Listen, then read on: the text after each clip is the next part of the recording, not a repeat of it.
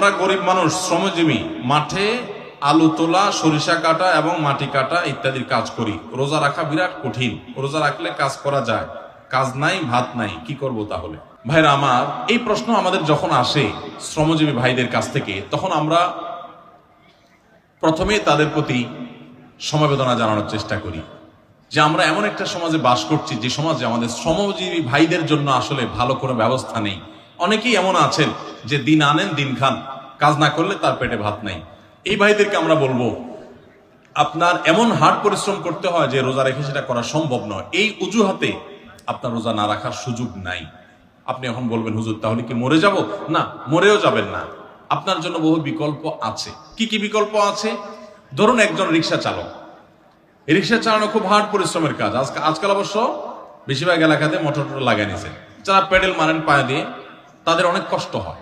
এখন আপনি বলতে পারেন, হুজুর 8 ঘন্টা 7 ঘন্টা 6 ঘন্টা রিক্সা চালায় কিভাবে রোজা রাখবো এই গরমের সময়?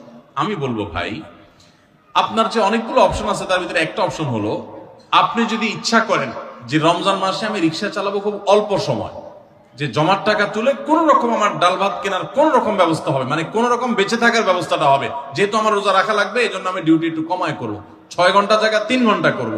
এবং দিনে ডিউটি করলে প্যাসেঞ্জার একটু বেশি থাকে, আমি একটু রাতে বেশি ডিউটি করব, প্যাসেঞ্জার একটু কম থাকবে, তারপরেও আমার রোজাটা রাখা হবে। চেষ্টা করলে উপায় আছে না নাই?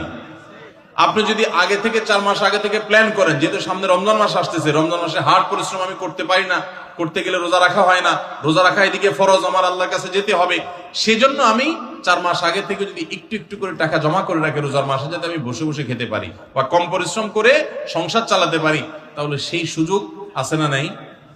এরকম বহু সুযোগ আছে। আপনি লোন করে করতে পারেন, পরে সেই লোন পরিশোধ করতে পারেন।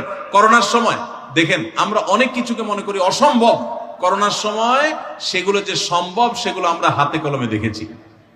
যখন কোয়ারেন্টাইনের সময় রিক্সা চালকদের রিক্সা বন্ধ ছিল, তখন কিভাবে চলেছেন? মাসকে মাস, বছর জুড়ে যদি চলতে পারেন, এখন 1 মাস চলতে পারবেন না। এই জন্য ভাই, কষ্ট হবে ঠিক, কিন্তু সদিচ্ছা থাকলে সম্ভব। আর যারা যত বেশি পরিশ্রম করবেন, আপনি শ্রমজীবী মানুষ, অভাবী মানুষ, আপনার শ্রম অনুযায়ী আল্লাহ তাআলা আপনাকে বিনিময় দেবেন ইনশাআল্লাহ। যারা যত বেশি কষ্ট করবেন, ওই ধনীদের রোজার চাইতে আপনার রোজার মর্ম আল্লাহ তাআলার কাছে অনেক বেশি।